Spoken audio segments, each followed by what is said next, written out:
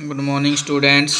आज की इस वीडियो में हम वितान का सेकंड लेसन राजस्थान की रजत बूंदें जो कि अनुपम मिश्र जी के द्वारा लिखा गया है उसको पढ़ने जा रहे हैं।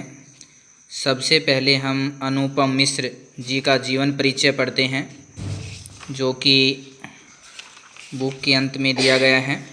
अनुपम मिश्र जन्म 1948, जन्म वर्धा महाराष्ट्र में। पर्यावरण संबंधी मुद्दों पर 20 पुस्तकों का लेखन इन्होंने किया है जिनमें आज भी खड़े हैं। ये पुस्तक का नाम है तालाब और राजस्थान की रजत बूंदें विशेष चर्चित हैं। पर्यावरण संबंधी कई आंदोलनों से न केवल घनिष्ठ रूप से जुड़े रहे हैं बल्कि लोगों को जागरूक करने के लिए मुहिम भी चलाई। सन 1977 से गांधी शांति प्रतिष्ठान के पर्यावरण कक्ष से संबद्ध हैं, जुड़े हुए हैं। इसके बाद पाठ की स्टार्टिंग होती है। राजस्थान की रजत बूंदें।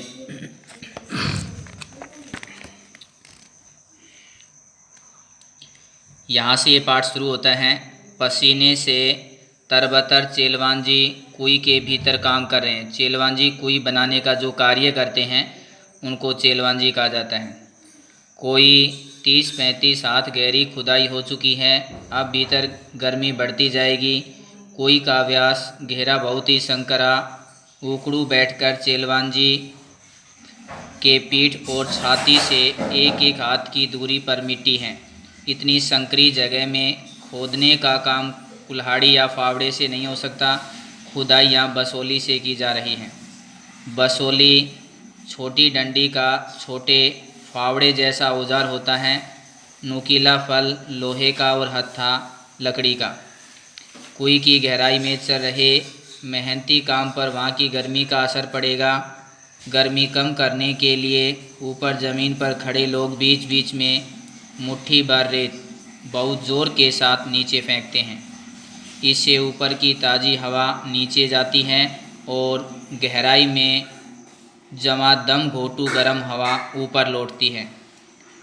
इतने ऊपर से फेंकी जा रही रेत के कण नीचे काम कर रहे चेलवांजी के सिर पर लग सकते हैं, इसलिए वे अपने सिर पर कांसे, पीतल या अन्य किसी धातु का बर्तन टोप यानी टोपी की तरह पहन लेते हैं जिससे उनके सर का बचाव हो सके। नेक्स्ट पेज पर है। नीचे थोड़ी खुदाई हो जाने के बाद चेलवांजी के पंजों के आसपास मलबा जमा हो गया है। ऊपर रस्सी से एक छोटा सा डोल या बाल्टी उतारी जाती है। मिट्टी उसमें भर दी जाती है और पूरी सावधानी के साथ ऊपर उसे खींचा जाता है। बाल्टी में से कुछ रेत, कंकड़, पत्थर नीचे गिर सकते हैं। टोप इनसे भी चेलवांजी का सिर बचाएगा। चेलवांजी यानी इसको चेजारो भी बोलते हैं जो कुई बनाने का कार्य करते हैं। कुई की खुदाई और एक विशेष तरह की चिनाई करने वाले दक्षतम लोग होते हैं, निपुण होते हैं इस कार्य को करने में। यह काम चेजा कहलाता है, कुई बनाने का काम। जिस कुई को बना रहे हैं वह भी कोई साधारण ढांचा नहीं है। कुई यानी बहुत ही छोटा कुआं। कुआं पुल्लिंग है, कुई स्त्रीलिंग है। यह छोटी भी केवल व्यास में ही है। गहराई तो इस कुई की कहीं से कम नहीं। राजस्थान में अलग अलग जगहों पर एक विशेष कारण से कुइयों की गहराई कुछ कम या ज़्यादा होती है। कुई एक और कुएं से बिल्कुल अलग होती है। कुआं भूजल को पाने के लिए बनाया जाता है और कुई भूजल से ठीक वैसे नहीं जुड़ती जैसे कुआं जुड़ता है। कुई वर्षा के जल को बड़े विचित्र ढंग से समेटती है, तब भी जब वर्षा नहीं होती, यानी कुई में न तो सतह पर बहने वाला पानी है न भूजल। यह तो नेति नेति जैसा कुछ पेचीदा मामला है। मरुभूमि में रेत का विस्तार और गहराई अथाह है, यानी बहुत ज़्यादा दूर दूर तक रेत फैला रहता है। यहाँ वर्षा अधिक मात्रा में भी हो तो उसे भूमि में समा सकने में देर नहीं लगती, यानी वर्षा का पानी तुरंत नीचे भूमि में चला जाता है। पर कहीं कहीं मरुभूमि में रेत की सतह के नीचे प्राय 10-15 हाथ से लेकर 50-60 हाथ नीचे खड़िया पत्थर की एक पट्टी चलती है। यह पट्टी जहाँ भी है काफ़ी लंबी चौड़ी है, पर रेत के नीचे दबी होने के कारण ऊपर से दिखती नहीं। ऐसे क्षेत्रों में बड़े कुएं खोदते समय मिट्टी में हो रहे परिवर्तन से खड़िया, चिकनी मिट्टी जिसको बोलते हैं, पट्टी का पता चल जाता है। बड़े कुओं में पानी तो 150 से 200 हाथ पर निकल ही आता है, पर यह प्राय खारा होता है, इसलिए पीने के काम में नहीं लाया जा सकता। बस तब इन क्षेत्रों में कुइयाँ बनाई जाती हैं। पट्टी खोदने में पीढ़ियों का अनुभव भी काम आता है। बरसात का पानी किसी क्षेत्र में एकदम बैठता नहीं है, तो इससे पता चल जाता है कि वहाँ पर उस ज़मीन के नीचे खड़िया मिट्टी की परत चल रही है। यह पट्टी वर्षा के जल को गहरे खारे भूजल में जाकर मिलने से रोकती है। ऐसी स्थिति में उस बड़े क्षेत्र में वर्षा पानी भूमि की रेतीली सतह और नीचे चल रही पथरीली मिट्टी के बीच अटक कर रह जाता है। तेज पड़ने वाली गर्मी इस नमी को भाप बनकर उड़ जाने की आशंका भी उठ सकती है, पर ऐसे क्षेत्रों में प्रकृति की एक और अनोखी उदारता काम करती है, जिससे उसमें जमा जो पानी की मात्रा है वो वाष्प बनकर नहीं उड़ती है।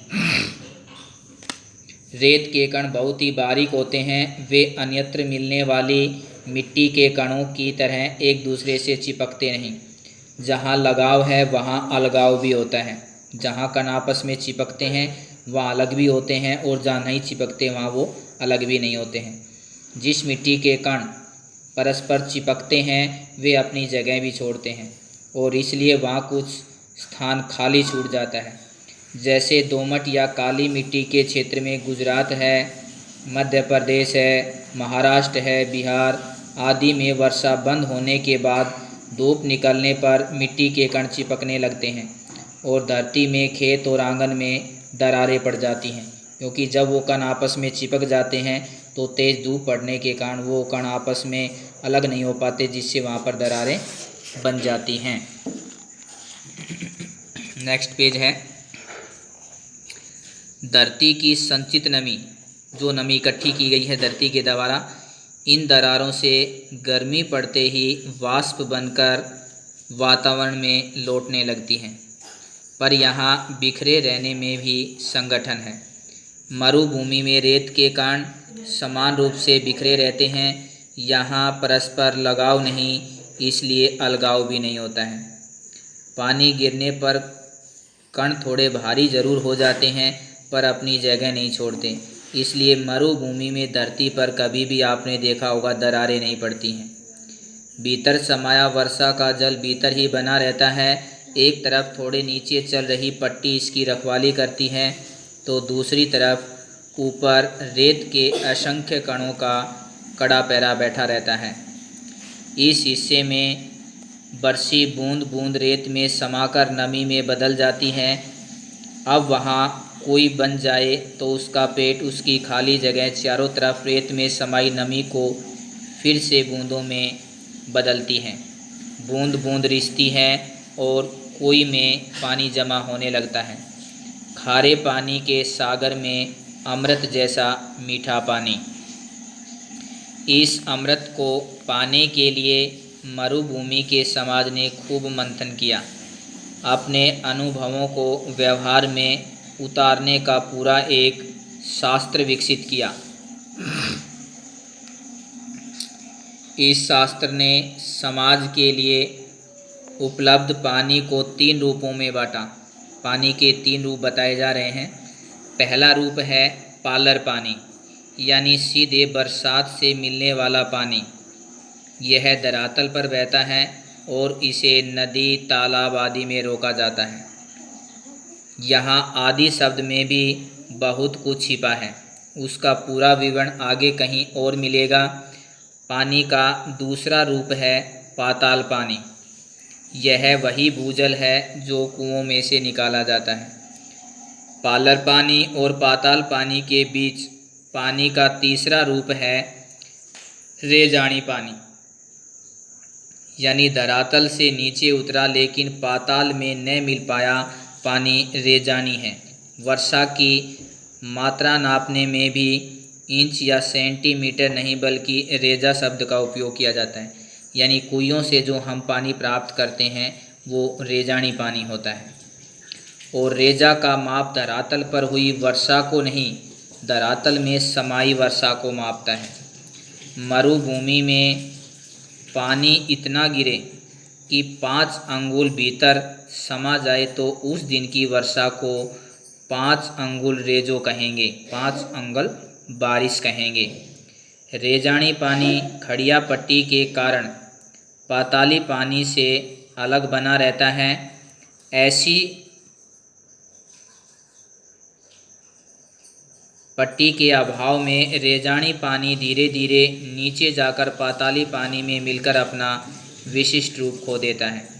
यदि किसी जगह भूजल पाताल पानी खारा है तो रेजानी पानी भी उसमें मिलकर के खारा हो जाता है, क्योंकि खड़िया मिट्टी की परत ही है जो उसे अलग करती है और वह पट्टी नहीं है। तो ऊपर जो वर्षा का जल नीचे धीरे धीरे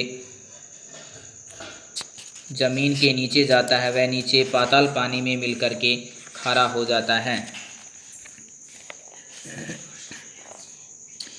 इस विशिष्ट रेजानी पानी को समेट सकने वाली कुई बनाना सचमुच एक विशिष्ट कला है। 4-5 हाथ के व्यास की कुई को 30 से 60-65 हाथ की गहराई तक उतारने वाले चेजारो कुशलता और सावधानी की पूरी ऊंचाई नापते हैं। चेजो यानी चिनाई का श्रेष्ठतम काम कुई का प्राण है। इसमें थोड़ी सी भी चूक चेजारों के प्राण ले सकती है।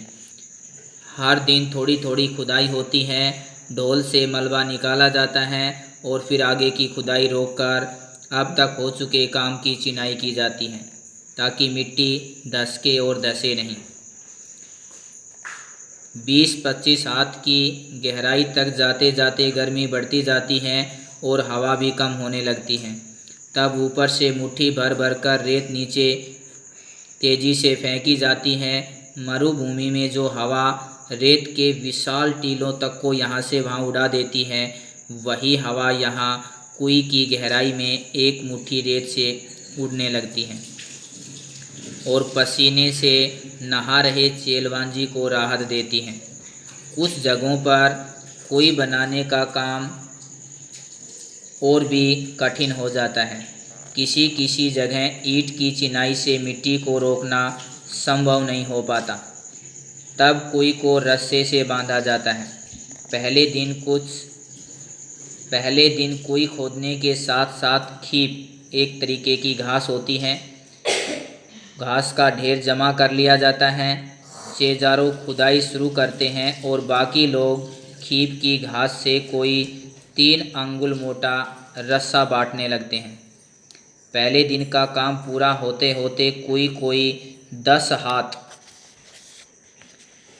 गहरी हो जाती है। इसके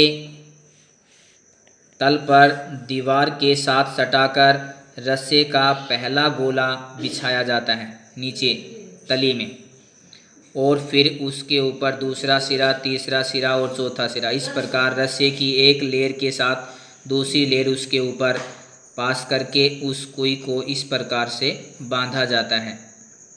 इस तरह ऊपर आते जाते खीप घास से बना खुरदरा मोटा रस्सा, क्योंकि वो चिकना नहीं होता है, घास से बना होता है इसलिए वो खुरदरा होता है, हर घेरे पर अपना वजन डालता है और बटी हुई रस्सियाँ एक दूसरे में फंसकर मजबूती से एक के ऊपर एक बैठती जाती हैं।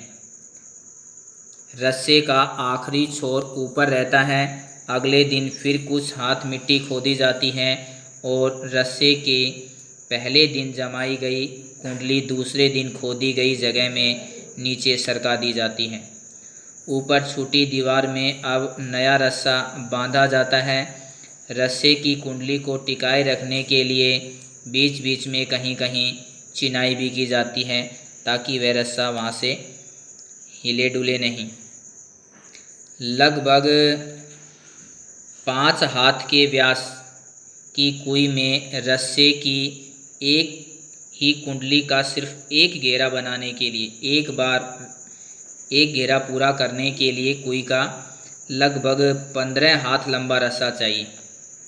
और एक हाथ अगर गहरी कुई है और उसको एक के बाद एक रस्से से लपेटना है तो उसके लिए 8-10 लपेटे खप जाते हैं और इतने में रस्से की कुल लंबाई 150 हाथ हो जाती है। अब यदि 30 हाथ गहरी कुई की मिट्टी को थामने के लिए रस्सा बांधना पड़े तो रस्से की लंबाई 4000 हाथ के आसपास बैठती है, यानी 4000 हाथ लंबा रस्सा चाहिए उस कुई को बांधने के लिए, उस कुई के सतह पर लपेटने के लिए। नए लोगों को तो समझ में ही नहीं आएगा कि यहाँ कुई खुद रही है कि रस्सा बन रहा है। कहीं न कहीं तो ज़्यादा पत्थर मिलता है, न ज़्यादा पत्थर मिलता है और न खीप, लेकिन अगर रेजानी पानी है तो वहाँ भी कुइयाँ ज़रूर बनती हैं। ऐसी जगहों पर भीतर की चिनाई लकड़ी के लंबे लट्ठों से की जाती है। लट्ठे अरणी, बन, कैर, बावल या कुबट ये पेड़ों के नाम हैं। पेड़ों की डकालों से बनाए जाते हैं, तनों से, मोटी लकड़ियों से। इस काम के लिए सबसे ज़्यादा उम्दा लकड़ी, अच्छी लकड़ी अरनी की मानी जाती है और उसके बाद मध्यम दर्जे की लकड़ी न मिल पाए तो आग तक से भी काम लिया जाता है। लट्ठे नीचे से ऊपर की ओर एक दूसरे में फंसा कर सीधे खड़े किए जाते हैं, फिर इन्हें खीप की रस्सी से बांधा जाता है। कहीं कहीं चक की रस्सी भी काम में लाते हैं। यह बंधाई भी कुंडली का आकार लेती है, इसलिए इसे सांपिनी भी कहते हैं। जैसे सांपिनी सर्प कुंडली मार कर के बैठ जाता है, उसी प्रकार से कुई को भी इस प्रकार से कुंडली नुमा बांधा जाता है रस्से से। नेक्स्ट पेज आता है। यहाँ पर दिखाया गया है कि भाई किस प्रकार से, देखो ये रस्सा चेजारों ने, काम करने वालों ने अपने हाथ में लिया है। इस प्रकार से रस्सा नीचे कुई में डाला जाता है और इस प्रकार से कुई के अंदर उसको लपेटा जाता है। चित्र में थोड़ा आप देख पा रहे होंगे। नीचे खुदाई और चिनाई का काम कर रहे चेलवांजी को मिट्टी की खूब परख रहती है। खड़िया पत्थर की पट्टी आते ही सारा काम रुक जाता है। इस क्षण नीचे धार लग जाती है, पानी प्राप्त होने लग जाता है, चेजारों ऊपर आ जाते हैं। कुई की सफलता यानी सजलता उत्सव का अवसर बनती है। जब कुई बनकर तैयार हो जाती है, उससे जल मिलने लग जाता है, तो एक तरीके से वहाँ के लोग उसको एक उत्सव की तरह मनाते हैं। यूँ तो पहले दिन से ही काम करने वालों का विशेष ध्यान रखा जाता है, यहाँ की एक परंपरा है। पर काम पूरा होने पर तो एक विशेष भोज का आयोजन होता है। चेलवांजी को विदाई के समय तरह तरह की भेंट दी जाती है। चेजारों के साथ गांव का यह संबंध उसी दिन नहीं टूट जाता। आज प्रथा इस प्रकार के अंतर्गत कुई खोदने वालों को वर्ष भर सम्मानित किया जाता है। वो एक प्रथा थी जो उस समय चली आ रही है। उन्हें वर्ष भर के तीज त्योहारों में, विवाह जैसे मंगल अवसरों पर नेक भेंट दी जाती है और फसल आने पर खलिहान में उसके नाम से अनाज का एक अलग ढेर भी लगता है। अब सिर्फ मजदूरी देकर भी काम करवाने का रिवाज आ गया है। कई जगहों पर चेजारों के बदलते सामान्य गृहस्थ भी इस विशिष्ट कला में कुशल बन जाते हैं। जैसलमेर के अनेक गांवों में पालीवाल ब्राह्मणों और मेघवालों, जो कि अनुसूचित जनजाति के अंतर्गत आते हैं, के हाथों से 200 बरस पहले बनी हुई कुइयाँ आज भी बिना थके पानी जुटा रही हैं। कुई का मुंह छोटा रखने के 3 बड़े कारण यहाँ पर दिए जा रहे हैं। कौन कौन से हैं वो कारण, वो देखेंगे। रेत में जमा नमी से पानी की बूंद बूंद धीरे धीरे रिसती है। दिन भर में एक कुई मुश्किल से इतना ही पानी जमा कर पाती है कि उसमें 2-3 घड़े भर सकें। कुई के तल पर पानी की मात्रा इतनी कम होती है कि यदि कुई का व्यास बड़ा हो तो कम मात्रा का पानी ज़्यादा फैल जाएगा और तब उसे ऊपर निकालना संभव नहीं होगा। छोटे व्यास की कुई में धीरे धीरे रिस कर आ रहा पानी 2-4 हाथ की ऊंचाई ले लेता है। कई जगहों पर कुई से पानी निकालते समय छोटी बाल्टी के बदले छोटी चड़स का उपयोग किया जाता है। चमड़े या कपड़े का बना होता है। इसी कारण से किया जाता है क्योंकि धातु की बाल्टी पानी में आसानी से डूबती नहीं है। वह तभी डूबेगी जब बाल्टी जितना पानी नीचे होगा। पर मोटे कपड़े या चमड़े की चड़स के मुंह पर लोहे का वजनी कड़ा बांध दिया जाता है जिससे उसका मुंह उस पानी में डूब जाए और कोई भी कपड़ा है, चमड़ा है, वो फैल करके कम पानी में भी ज़्यादा पानी ऊपर आ जाता है। चड़स पानी से टकराता है, ऊपर का वजनी भाग नीचे के भाग पर गिरता है और इस तरह कम मात्रा के पानी में भी ठीक से डूब जाता है और भर जाने के बाद ऊपर उठते ही चड़स अपना पूरा आकार ले लेता है, यानी वो फैल जाता है, उसमें पूरा पानी भर जाता है।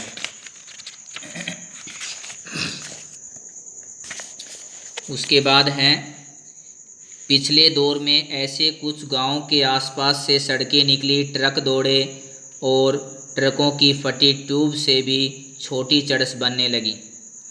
कुई के व्यास का संबंध यानी उस ट्यूब से भी पानी निकालने का कार्य किया जाता है।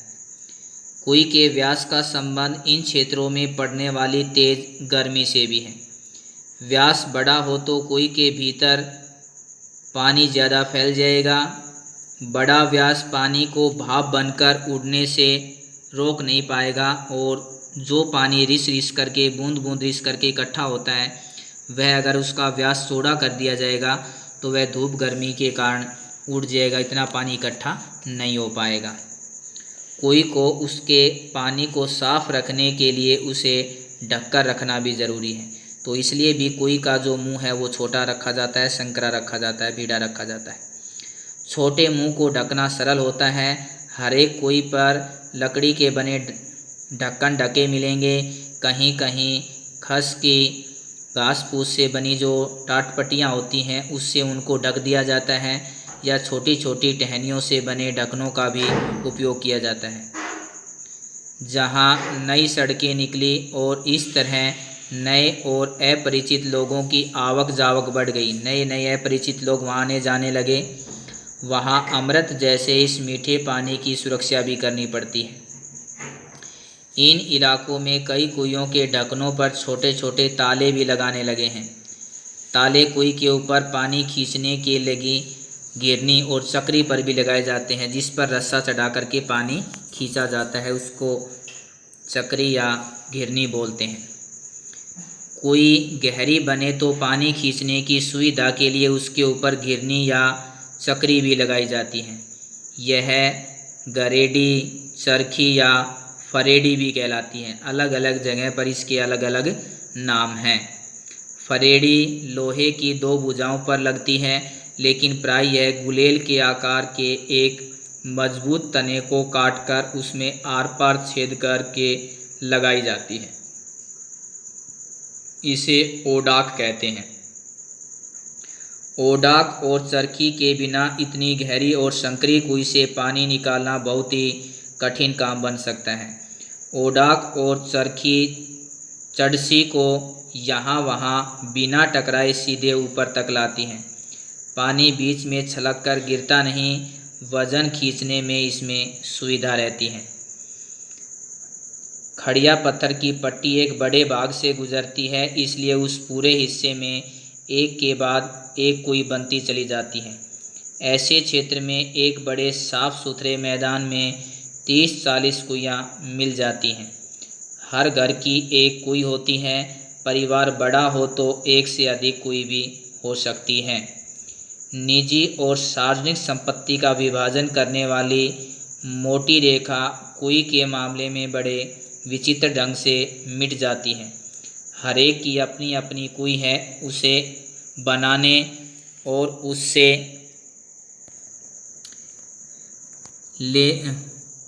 पानी लेने का हक उसका अपना है।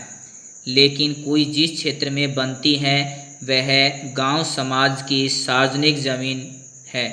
उस जगह बरसने वाला पानी ही बाद में वर्ष भर नमी की तरह सुरक्षित रहेगा और इसी नमी से साल भर कुइयों में पानी भरेगा। पानी की मात्रा तो वहाँ हो चुकी वर्षा से तय हो जाती है। अब उस क्षेत्र में बनने वाली हर नई कुई का अर्थ है पहले से तय नमी का बंटवारा करना। इसलिए निजी होते हुए भी सार्वजनिक क्षेत्र पर जब कुइयाँ बनाई जाती हैं तो गांव समाज के लोग इकट्ठा होकर के उनसे सलाह मशवरा करके अनुमति ली जाती है। बहुत ज़रूरत पड़ने पर ही समाज नई कुई के लिए अपनी स्वीकृति देता है। हर दिन सोने का अंडा देने वाली मुर्गी की चिरपरिचित कहानी तो आपने पढ़ी होगी, सुनी होगी। वह कहानी इन कुइयों पर सार्थक उतरती है, क्योंकि इन कुइयों से दिन भर में मुश्किल से 2-3 घड़े मीठा पानी निकाला जा सकता है। अगर उस स्थान पर और अधिक कुइयाँ खोद दी जाएंगी तो जो पानी प्राप्त हो रहा है वह नहीं प्राप्त हो पाएगा। वो नमी और फैल जाएगी और 2-3 मटके जो पानी मिलता है वह भी प्राप्त नहीं हो पाएगा। इसलिए प्राय पूरा गांव गोधूली वेला में कुइयों पर आता है। तब मेला सा लग जाता है।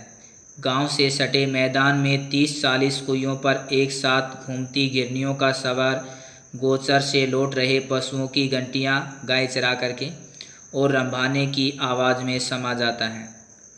2-3 घड़े भर जाने पर डोल और रस्सियां समेट ली जाती हैं। कुइयों के ढक्कन वापस बंद कर दिए जाते हैं और रात भर और अगले दिन भर कुइयाँ अब आराम करेंगी। रेत के नीचे सब जगह खड़िया की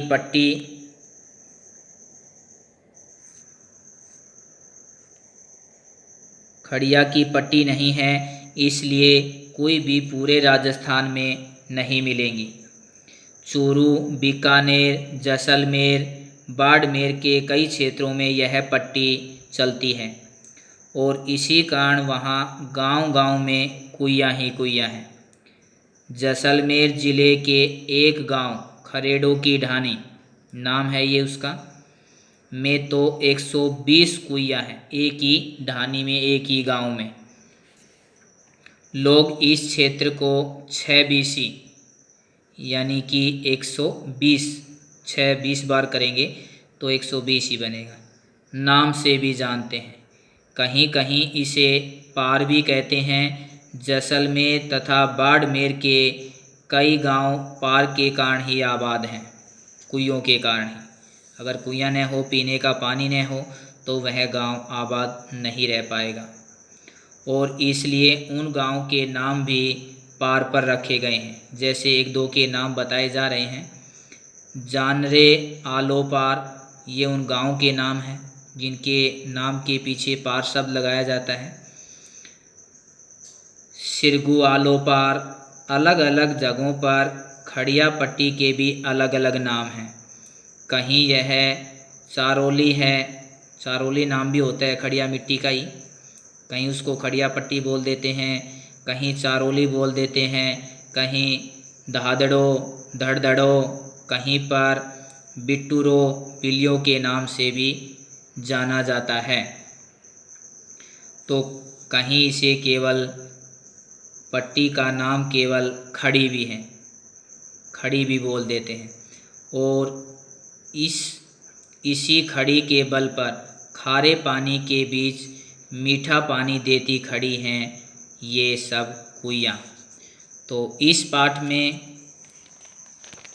प्यारे विद्यार्थियों ये बताया गया है कि राजस्थान में पानी की क्या समस्या है और किस प्रकार से वहाँ के लोग पानी की समस्या से जूझते हैं।